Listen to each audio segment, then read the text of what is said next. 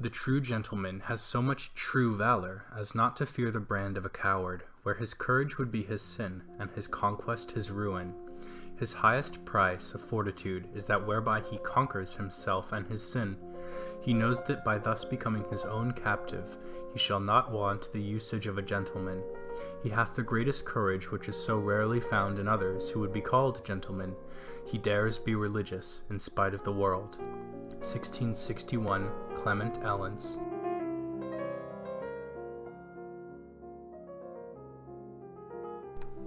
By a fine gentleman, I mean a man completely qualified as well for the service and good as for the ornament and delight of society. When I consider the frame of mind peculiar to a gentleman, I supposed it grace with all the dignity and elevation of spirit that human nature is capable of. To this I would have joined a clear understanding, a reason free from prejudice, a steady judgment, and an extensive knowledge. When I think of the heart of a gentleman, I imagine it firm and intrepid, void of all inordinate passions, and full of tenderness, compassion, and benevolence. When I view the fine gentleman with regard to his manners, methinks I see him modest without bashfulness, frank and affable without impertinence, obliging and complacent without servility, cheerful and in good humor without noise. These amiable qualities are not easily obtained, neither are there many men that have a genius to excel this way.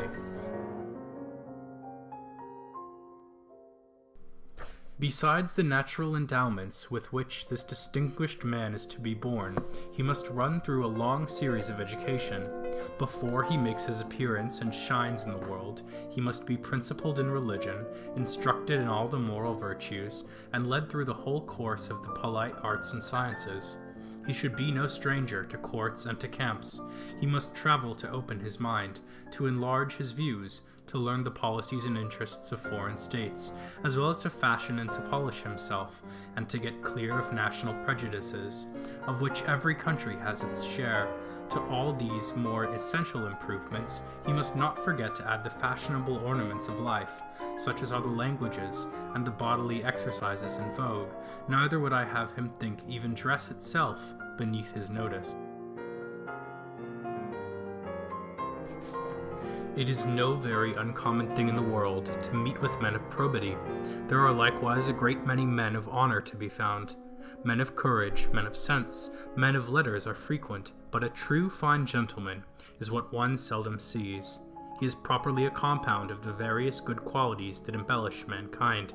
As the great poet animates all the different parts of learning by the force of his genius, and irradiates all the compass of his knowledge by the luster and brightness of his imagination, so all the great and solid perfections of life appear in the finished gentleman. With a beautiful gloss and varnish, everything he says or does is accompanied with a manner, or rather a charm, that draws the admiration and goodwill of every beholder. 1713, Sir R. Steele, The Guardian, number 34. Whatever else other men do or do not, these are your riches, these are your heritage, these are your patent right and title to the truest nobility, to possess your soul in integrity, honor, and honesty, and to have faith in consecrating yourself to a pure, energetic, and disinterested course of action, unflinching, unrelaxing, undespairing.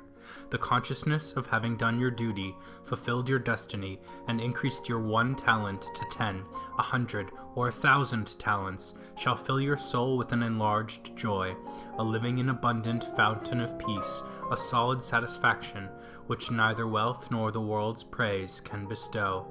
1857, W. Davies, a fine old English gentleman.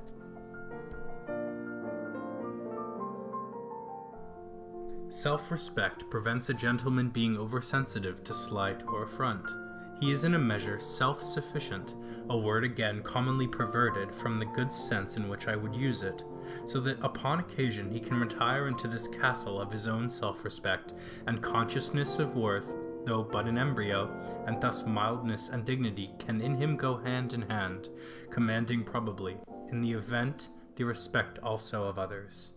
Quite feeling that there are in him such inadequacies and defects that it is always excusable, and often just, that others should think slightly of him, he yet is conscious of at least incipient struggling worth and nobility that make him, in the divine and in the larger human view, no object merely of contempt.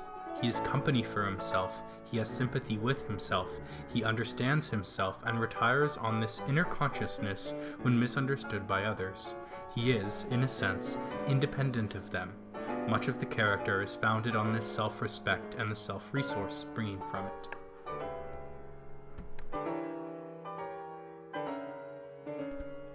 Take care never to seem dark and mysterious, which is not only a very unamiable character, but a very suspicious one too. If you seem mysterious with others, they will be really so with you, and you will know nothing. The height of abilities is to have volto sciolto and pensieri stretti, that is, a frank, open, and ingenuous exterior, with a prudent and reserved interior, to be upon your own guard, and yet, by a seeming natural openness, to put people off of theirs. Depend upon it, 9 in 10 of every company you are in will avail themselves of every indiscreet and unguarded expression of yours, if they can turn it to their own advantage. 1748, Lord Chesterfield. Letters. People who are conscious of what is due to themselves never display irritability or impetuosity. Their manners ensure civility. Their own civility secures respect. But the blockhead or the coxcomb, fully aware that something more than ordinary is necessary to produce an effect, is sure, whether in clubs or coffee-houses, to be the most fastidious and factious of the community, the most overbearing in his manners towards his inferiors, the most restless and irritable among his equals, the most cringing and subservient before his superiors. 1836. Theodore Herk.